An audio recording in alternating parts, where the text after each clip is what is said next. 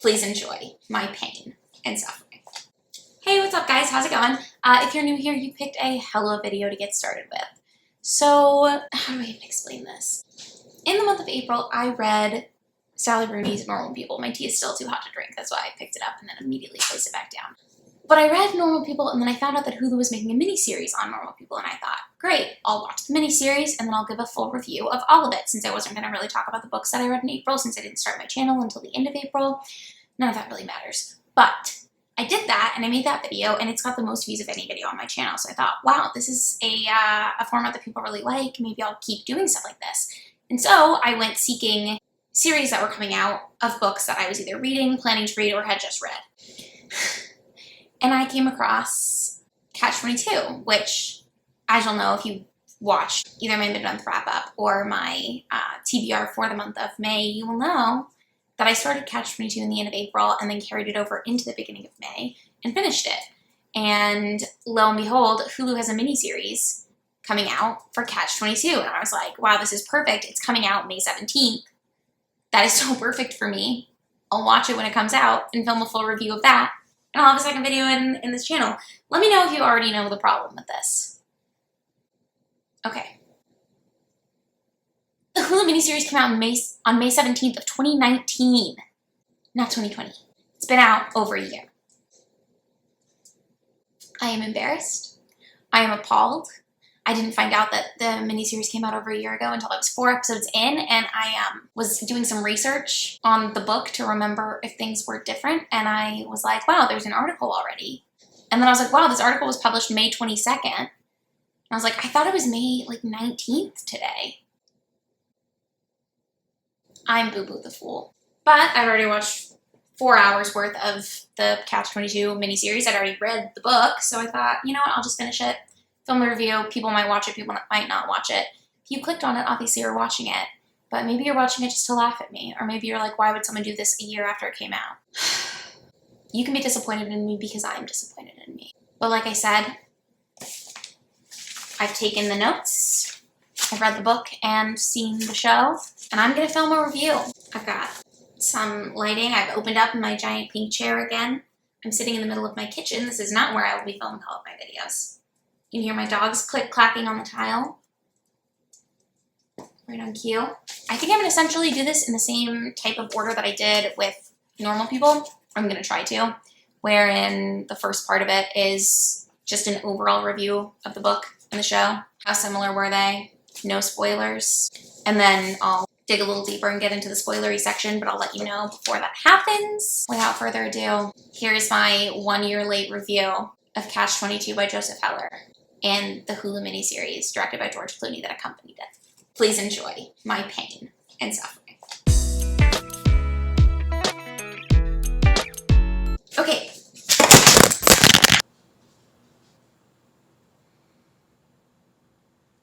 Can't believe what I've gotten myself into. So first, I'm just going to give you a big overview of the book. I'll give you a big overview of the major differences in the book and the show that doesn't spoil anything, and then we'll switch into things that might be more spoilery-esque for the end. I think most of this will be non-spoiler, to be honest with you. So if that's exciting, give it a thumbs up. I'm excited about that. Okay, CATCH-22, for those of you who don't know, is a 1961 satirical war novel by Joseph Heller. I believe he was actually a bombardier for the U.S. Air Force, stationed in Italy in World War II, and that's like the basic setting of the book, and our main character is Yossarian, who is a bombardier in the U.S. Air Force, and he's stationed in Pinosa, Italy, which is, I believe, a fictional town, but it's basically Italy during World War II. So what's happening in the book and in the show, the basic premise is that Yossarian is trying to go home. He doesn't want to be in war anymore. He's sick of it. He's flown his, I think it starts out at 25 missions, but they keep raising the amount of missions you have to fly before you're allowed to go home. The whole book is this humorous account of the men on this base. It's like the humorous side of war, basically. It's written in what's called free association. I was not an English major, I was an economics major, so I don't really know about fancy frilly writing, but apparently free association, for those of you who don't know, like I did not know.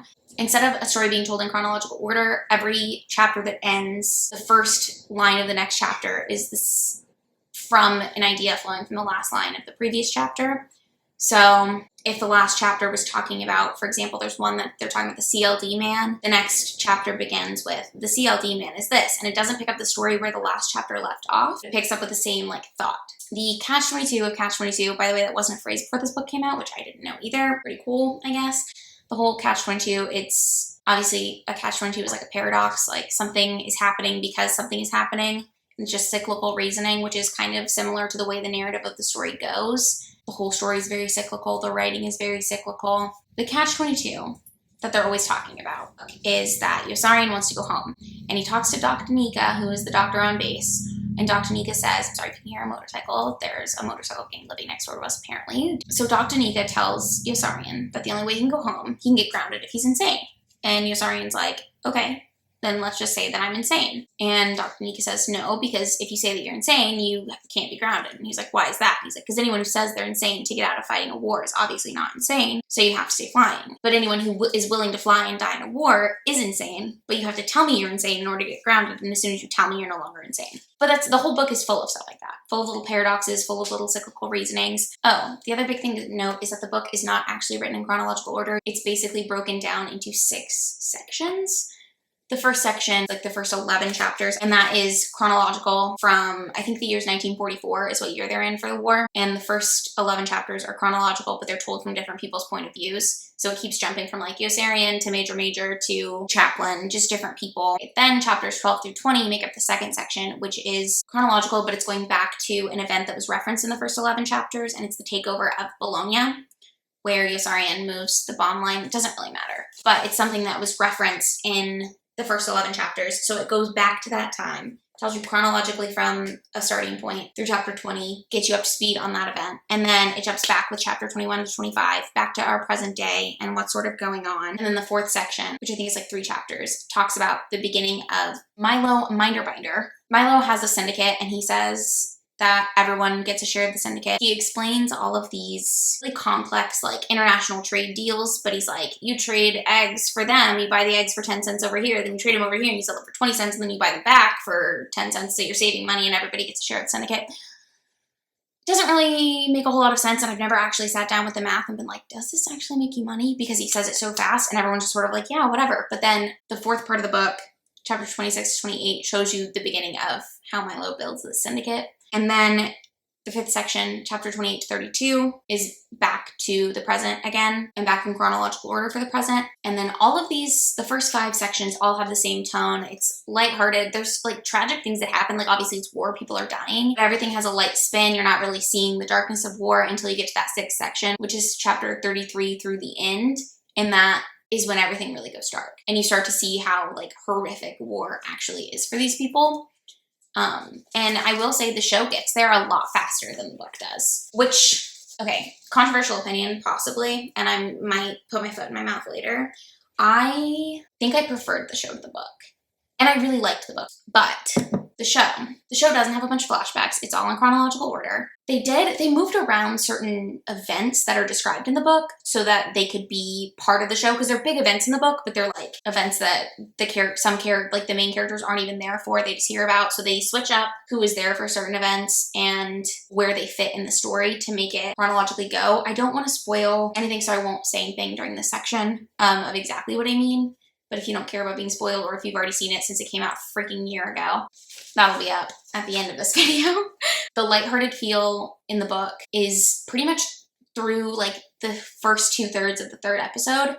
And then it's when you get the end of the 3rd episode, that's when it turns really dark in the show, which is interesting because in the book, like I mentioned, it's like not till the last like 8 chapters.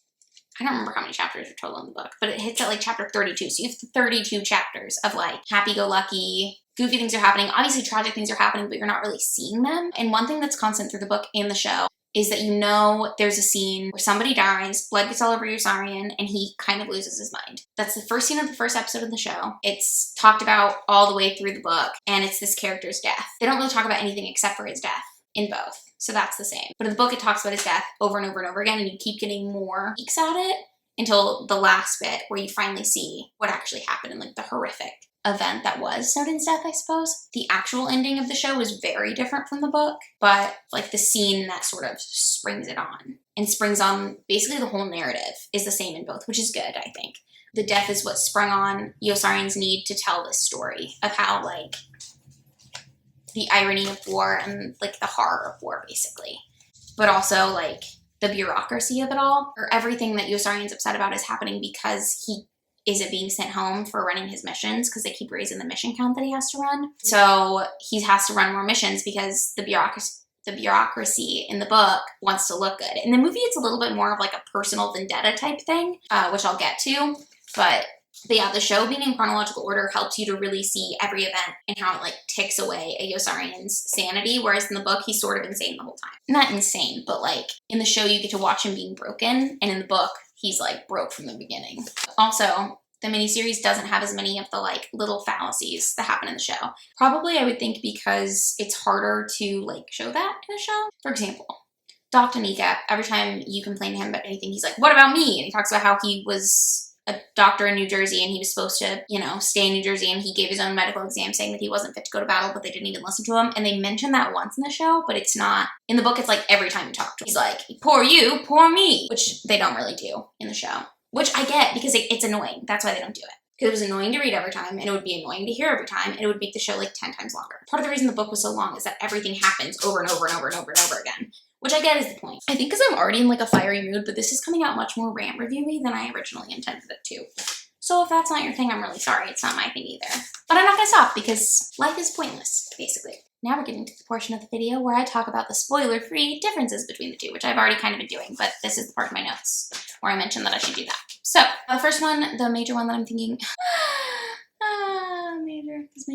major. Anyways, I don't know why I thought that was funny. In the book, people gave Yossarian a lot of crap about his name, and nobody calls him Yo-Yo. In the show, he introduces himself as Yo-Yo, people call him Yo-Yo, he's introduced in the title sequence with the name Yo-Yo on him, like that's the name that they give him. In the book, there's this whole thing that Yossarian's not a very American name, and that's why some of the generals were like, do we even trust this guy? He doesn't have an American name, blah, blah, blah. But that was one thing that struck me as odd, because Yossarian hates being called Yo-Yo, I'm pretty sure, in the book.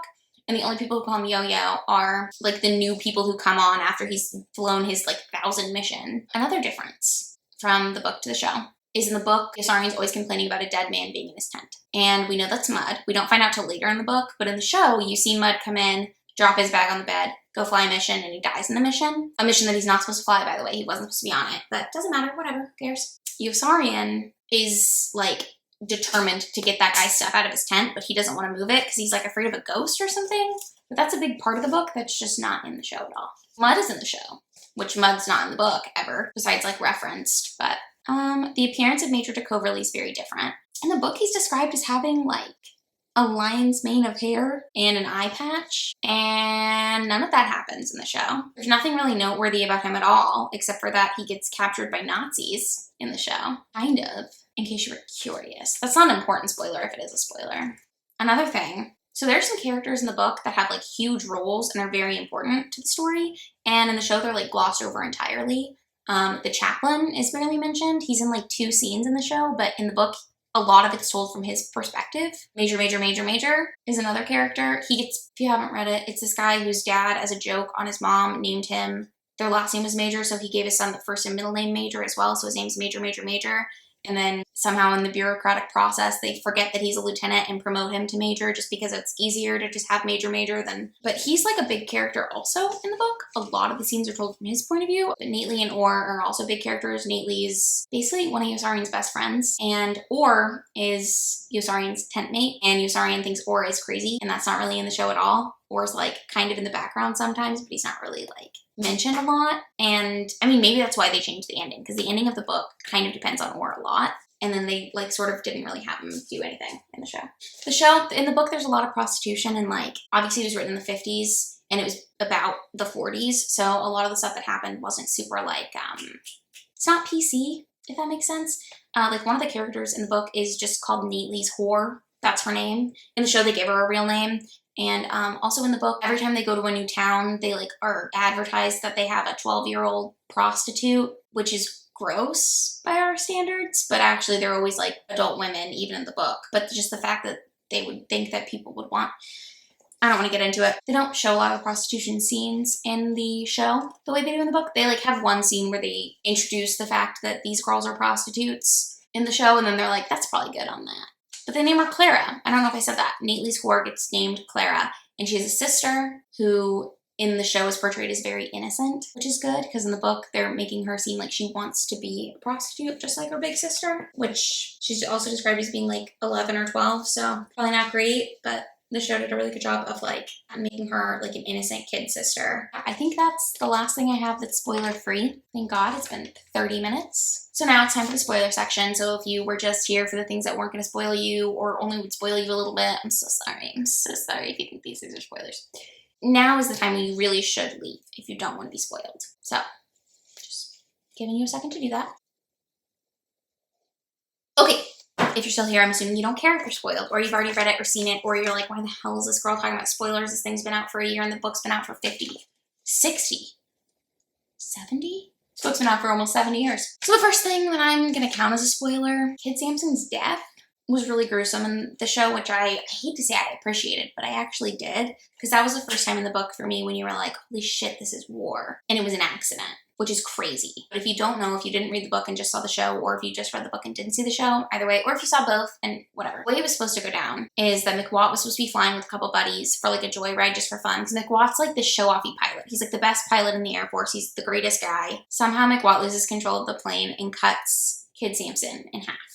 In the show, no one else is in the plane with McWatt, and then he immediately just flies it into the side of a mountain. In the book, there are two guys in the plane with McWatt, and they jump out with parachutes on, and then McWatt crashes the plane into the side of a mountain. And in the book, Doc Danica is afraid of flying, which they didn't mention it in the show, I don't think, but in the book, Doc Danica is afraid of flying, but he has to do certain flight times to get paid more, and so he has the pilots fill out their logs that he was on their plane so that he gets the flight time as well as his regular pay. But in the book, Dr. Nika was supposed to be on that plane, and so they tell his wife that he's dead, and he keeps coming forward and be like, yo, I'm not dead, I'm Dr. Nika, I'm here. And sometimes they think he's a ghost, sometimes they ignore him, he has to go live in the woods. It's just this whole like dramatic turn of events. His wife thinks he's dead, he's trying to get a hold of her, and you see her like, she moves to Michigan, I think is what ends up happening from, they live in New York and New Jersey. Somewhere, I don't know, somewhere in the Northeast. And also, I don't know if that scene, I don't think that scene happens as early in the book as it did in the show, but I want to say the book cuts out or cuts down the time for a lot of the like humorous build-up things, or the show, whereas the book, like I said, the first 32 chapters of that book are like goofy paradox after misunderstanding that causes this and that, and like that doesn't really happen in the show as much, at least. Another thing, this goes with the chaplain not really being a big character. He gets like interrogated and I think gets beat up by some of the officers. It might be the CLD guys. Oh my god, I just remembered something that's not in the book at all, or not in the show at all. In the book, all the men, when they're in the hospital, are writing, they're like editing letters or doing that thing, what's it called? You know what I mean. I feel like an idiot, but you probably know what I mean. But they're blacking out words that have to be blacked out, and then they're signing it with the name of the officer who did that. But that's not even in the show at all. And that plays a big role in the chaplain's life. In the show, it like doesn't even, chaplain's barely a character, but in the book, the CLD guys are there to investigate who is writing these letters, because they're Washington Irving. The name is Washington Irving, or Irving Washington sometimes, but they're trying to figure out who Washington Irving is, and then they somehow figure out that they think it's the chaplain, even though he doesn't really know what they're talking about. So that's that. That's the thing that's like a big humorous part of the book. And then when the book turns more like dark and scary, he gets captured and he thinks he's going to go to like military prison, which he doesn't end up going, but I can't remember how he gets out of it. Lieutenant Shaiskoff. So in the book, Lieutenant Shaiskoff hates Clevenger for screwing up a formation in the parades before they go off to Pinosa, but he doesn't really care about Yossarian. In the show, Yossarian is having an affair with Clevenger's, or with Shaiskoff's wife, which is also happening in the book. But in the show, it's like Shaiskoff knows that Yossarian's having the affair with his wife, and that's why he won't let Yossarian go home. That's why he keeps raising the mission count, which he's not even the one doing it in the book. It was an interesting take. I feel like maybe George Clooney just wanted to make his character bigger. I don't know. Also in the book, Shaiskoff's wife is like, her and her friend are sleeping with all of the men who are being trained as officers because they're bored of their husbands, because Shaiskoff's boring. That's like his whole thing, is he's like a boring idiot who only cares about parades. Milo and the Syndicate. So this happens in the show too. In the book and the show, Milo double teams America and has the Germans bomb the American base, but he makes a deal with them that they can't bomb the control tower maybe. In the book, Milo gets in a lot of trouble for that and has to go talk to like these big people who are important to higher ups in the US government, kind of. And he gets out of it because he's able to convince them that he can pay them back through the syndicate because everybody gets a share. In the show, he doesn't get in trouble at all. It's like, oh yeah, this bomb happened. They don't even really address that he did it. Oh, Nately's proposal to Clara. In the book, like I mentioned, Clara doesn't have a name, but I'm going to call her Clara because I like that a little bit better than the name the book gives her. In the book, Clara doesn't like Nately. She doesn't care about him. He's just another customer. The only reason she starts liking him is because he pays her to sleep one night. She's been out all night with these officers who won't let her go to sleep. And so Nately's like, I'll pay you, just go to sleep. And then she falls in love with him. But he, once she starts loving him, is like, I'm going to marry this girl. And so he proposes to her, and she's like, yes, I'll marry you, I love you, of course. Then he dies pretty soon after, which also happens in the show, kind of. In the show, he doesn't actually get to propose. He buys a ring and then tells Yossarian about it, doesn't propose, and then dies in the mission where Yossarian goes back and drops bombs on the bridge, and then Yossarian gets a medal for that. In the book, Nately dies because 2 US planes collide in the air and explode, and everyone in them dies. He's not on Yossarian's plane when it happens. But also in the book, when Yossarian goes to tell Clara that Nately's dead, I'm so sorry, he finds her, and then she tries to kill him for the rest of the book, which is just another humorous element on top of everything else. But also another, like, horrifying one. The deal with Colonel Cathcart. It's a different deal in the book. So in the book, the deal has nothing to do with Arfi, and the deal is about Yossarian starts protesting the war on the base and telling people they keep raising the missions, it's not fair, we should be able to go home. And so Colonel Cathcart says, listen, we will let you go home, but you have to stop protesting stuff on base. You have to stop speaking poorly of the officers. Well, he's an officer too, but like the generals and the colonels and stuff. He's like, you'll be in the boys club for life. Like, we'll all be close and tight in this like tight-knit little like community of veterans, but you have to tell everybody how great we are, basically. And Yossarian basically tells him to shove it. And it's like, no, I'm not going to do that.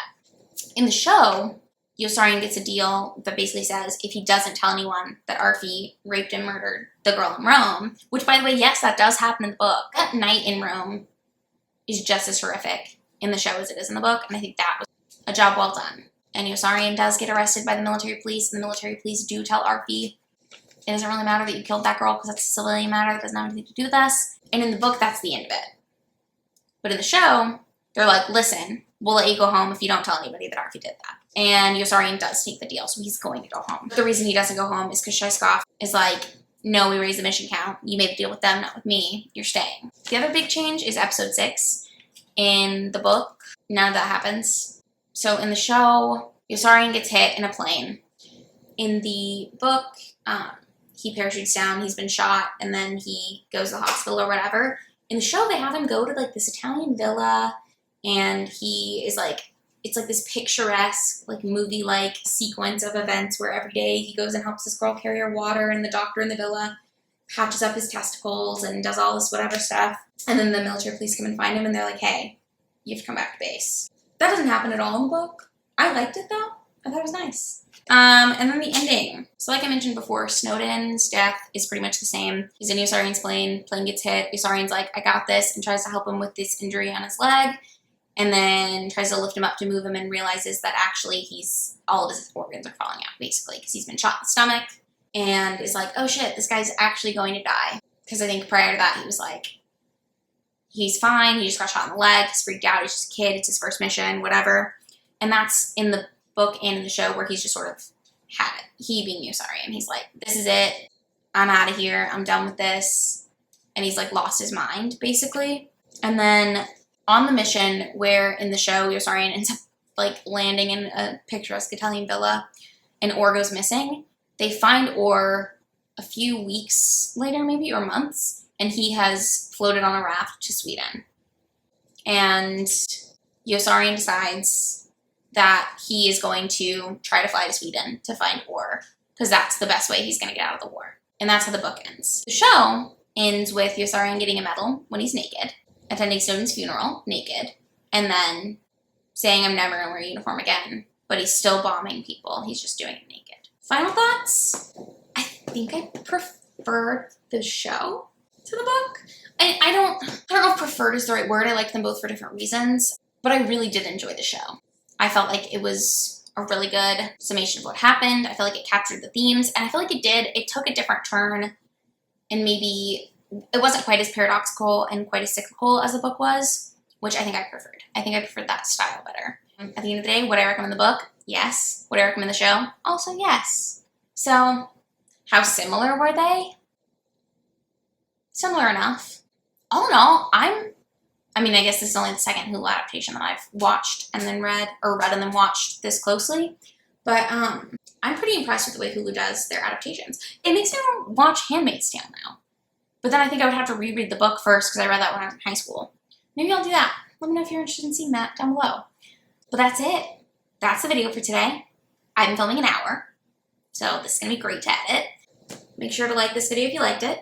And then make sure to subscribe if you want to see more videos from me, and click the bell icon if you want notifications of every time I post. I do post twice a week on Sundays and Thursdays.